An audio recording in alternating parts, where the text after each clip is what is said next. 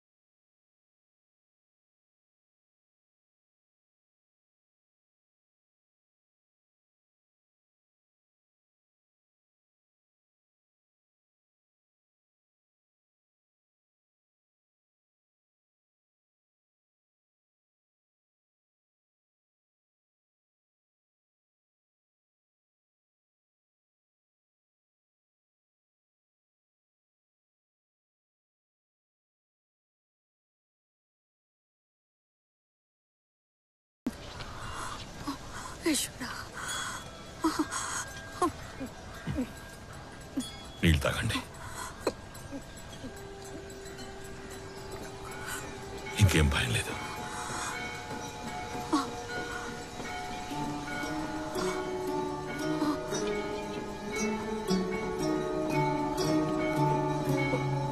Odean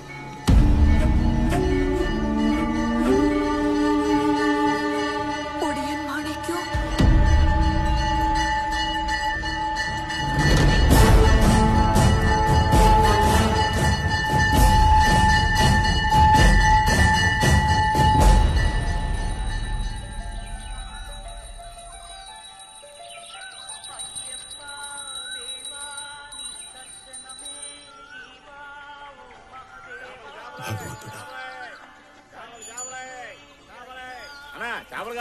ఏం చేపలు తెచ్చావురా? బొమ్మిడాలు కొరమేను మట్టగిడసా అన్ని ఉన్నాయి. ఇమ్మంటావా? ఇవాళ వద్దులే. గుడ్ మార్నింగ్ బాబాయ్. Good morning. మంచివేనా అని అడుగుతున్నా. మంచివా చెడ్డవనా అని అడిగితే సమాధానం చెప్పలేదురా. నోడి చూస్తావా?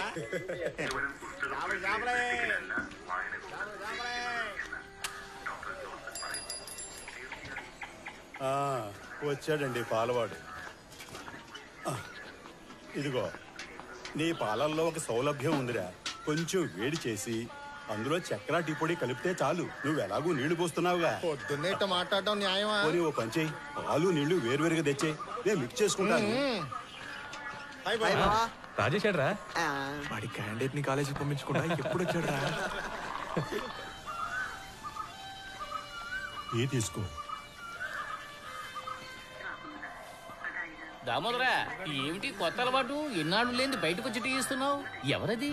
సరిగ్గా కనపడలేదు. సర్లే, అయితే ఎన్నాళ్ళు నువ్వు కళ్ళు కనపడకుండానే ఊళ్ళో వాళ్ళ జాతకాలు చూసావన్న మాట. వాడు మన మాణిక్యం.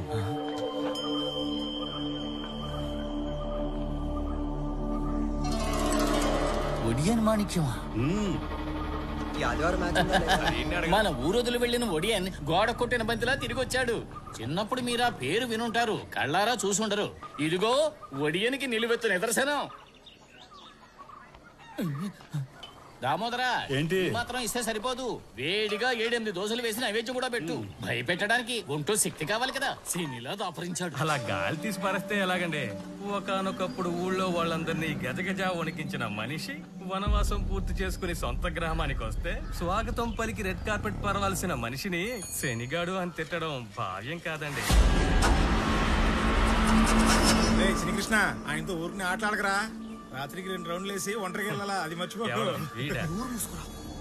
చిన్ని కృష్ణ, నువ్వు అలా మాట్లాడితే అతగాడి కోపం వస్తుంది. దామోదరం అడ్డమైన బూతులు తిట్టినా ఖండించి మొహాన ఉమ్మేసినా వాడేమీ పట్టించుకోడు. ఎంతైనా క్లాస్మేట్ కదా. చిన్నప్పటి నుంచి ఒకే కంచం ఒకే మంచం. శాస్త్రి, నువ్వు వాడితో కలిసిపోయావా? పాపం దేశం అంతా తిరిగొచ్చాడయ్యా. సొంత ఊళ్ళోనైనా ప్రశాంతంగా ఉండనివ్వండి. ప్రశాంతత? ఈ ఊళ్ళో వాళ్ళకి అసలు ప్రశాంతత లేకుండా చేసింది వీడే కదా. ఒక్క తన్ను తంతే దెబ్బకి దారిలోకి వస్తాడు. కాకపోతే నాకే అసహ్యం. అంకుల్, మీరు మన దామోదరం బాబాయ్ని అడిగి వేడి వేడి నీళ్ళు తీసుకొచ్చి వాడి మీద పోయండి.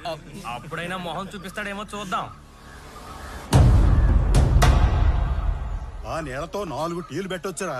నీకు వేడి నీళ్ళ మీద అంత మోహం ఉంటే వారానికి 2 సార్లు ఖచ్చితంగా ఏదో పన్నున్నట్టు దాని ఇంటికి వెళ్తావే. ఎవరది? ఆ సరోజిని.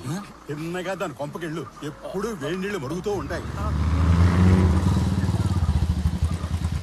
వీడేరా ఇప్పుడు ఇక్కడ సెంటర్ ఆఫ్ అట్రాక్షన్. మీ మావయ్యకి పాత ఫ్రెండ్ అట. ఫ్రెండా? అవునరా, వీడే ఒడియన్.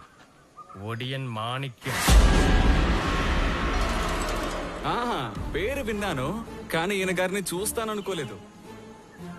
ఇప్పుడు చూసేశాను కనుక ఏదో ఒకటి చేయకుండా ఊరికే వదిలిపెడితే ఎలా? చింత చచ్చినా పులుపు చావలేదు. ఇంతమంది ఇన్ని మాటలు అంటున్నా టీవీగా ఎంత అహంకారంగా కూర్చున్నాడో. ఈ పొగరుబోతు అహంకారాన్ని అంచడానికి ఏదైనా దారుందా అబ్బాయి? ఎందుకు లేదంకుల్? రాజారావు గారి దివాణానికి వంశాంకురమైన మీ మనసులో మెదులుతున్న ఆ దారేమిటో.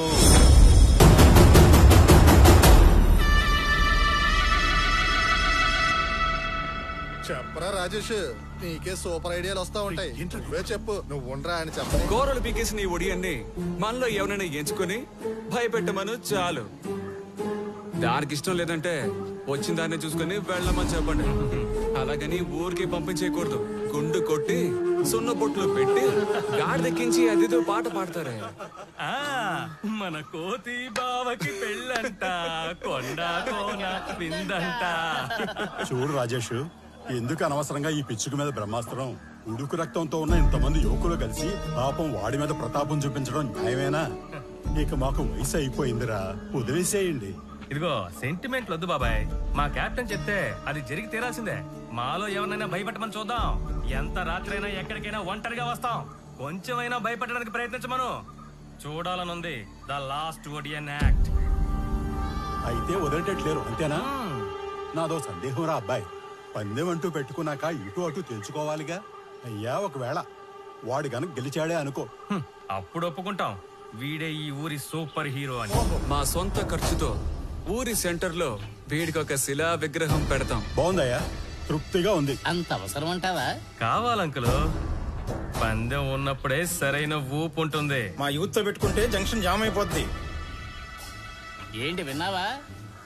కాస్తైనా భయపెట్టాలి. భయపెట్టే వ్యక్తిని ఎంచుకోవాలి. అది ఎప్పుడో కూడా నువ్వే చెప్పాలి. పందానికి ఒప్పుకుంటున్నావా?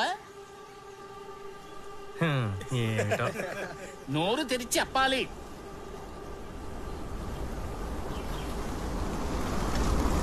ఒప్పుకుంటున్నా. తాతయ్య,